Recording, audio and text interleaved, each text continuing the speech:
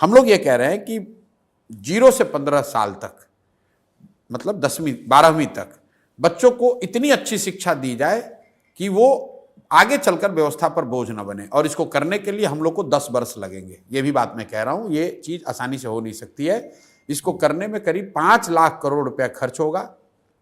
हर साल इसको हम लोग 50,000 करोड़ रुपया खर्च करके करेंगे, और जिसके तहत बिहार के हर प्रखंड में नेतरहाट जैसा एक विश्व स्तरीय विद्यालय हम लोग हर साल बनाएंगे, ताकि अगले 5 वर्षों में कम से कम हर प्रखंड में 5 नेतरहाट जैसे विद्यालय जरूर बन जाएं। अब आपका ये सवाल होगा, तब तक जब तक आप ये सुधार करोगे तब तक अभी जो बच्चे पढ़ रहे हैं उनका क्या होगा? उसके लिए हम लोग कह रहे हैं कि अगर आपके पास आपके इलाके में सरकारी स्कूल अच्छा नहीं है तो आप अपने बच्चे को प्राइवेट स्कूल में भेजिए। उसका फीस एक रेगुलेटेड फीस सरकार भरेगी। तो जन स्वराज की शिक्षा को लेकर ये जो सोच है कि 15 साल से कम उम्र के बच्चों को इतनी अच्छी शिक्षा दी जाए ताकि वो व्यवस्था पर आगे चलकर बोझ ना बने। और अच्छी शिक्षा देने के लिए rather than making school in every village, we are saying कि हर प्रखंड में 5 से 10 अच्छे विद्यालय बनाए जाएं और लोगों को बस की सुविधा दी जाए, स्कूल बस की, ताकि बच्चे अच्छे स्कूल तक पहुंच सकें।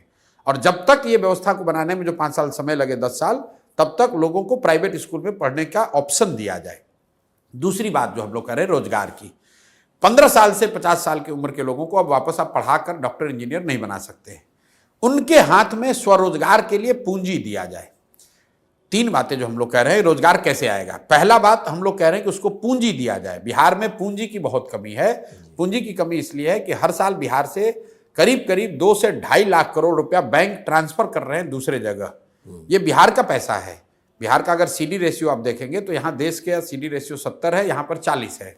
उसका मतलब यह है कि बिहार के लोग जो पैसा बिहार में जमा करते हैं, बैंक वो पैसा बिहार में इन्वेस्ट न करके बिहार के बाहर करते हैं। पिछले वर्ष बिहार में 4,21,000 करोड़ रुपया लोगों ने जमा किया बैंकों में। बैंकों ने लोन के तौर पर 1,61,000 करोड़ रुपया वापस दिया। बाकी पैसा कहाँ गया?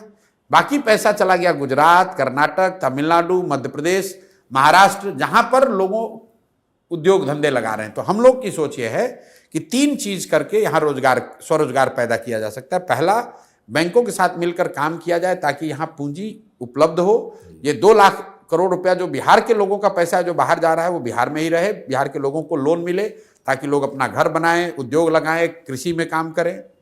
दूसरी बात हम लोग कह रहे हैं मनरेगा को कृषि से जोड़ने की, कि जो मनरेगा का पैसा है, मनरेगा का मजदूर है, जो भी किसान बिहार में फूड ग्रेन से मूव होके कैश क्रॉप की ओर जाएगा, उसको मनरेगा का किसान नहीं, मनरेगा के तहत उसको मजदूर फ्री दिया जाए। उससे क्या होगा कि लैंड की प्रोडक्टिविटी बढ़ेगी और बहुत बड़ी संख्या में जो एग्रीकल्चर से जुड़े हुए मजदूर हैं जो पंजाब हरियाणा जा रहे हैं, उनको यहीं पर मजदूर मिलने लगेंगे। क्योंकि जमीनी सच्चाई ये है कि जहां लाखों लोग, बिहार के लोग बाहर जाकर खेती में खेतों में मजदूरी कर रहे हैं, बिहार के खेतों में काम करने के लिए मजदूर नहीं है।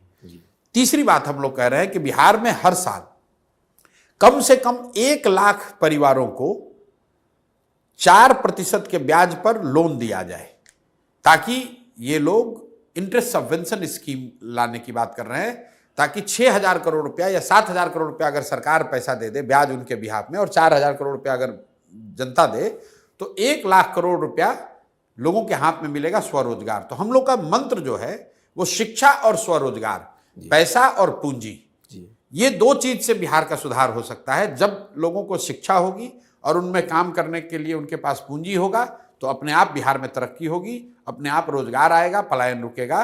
सिर्फ सरकारी नौकरी का वादा करके या 2, 4, 10 फैक्ट्री लगाकर बिहार की जनता को और बिहार से गरीबी दूर नहीं की जा सकती है।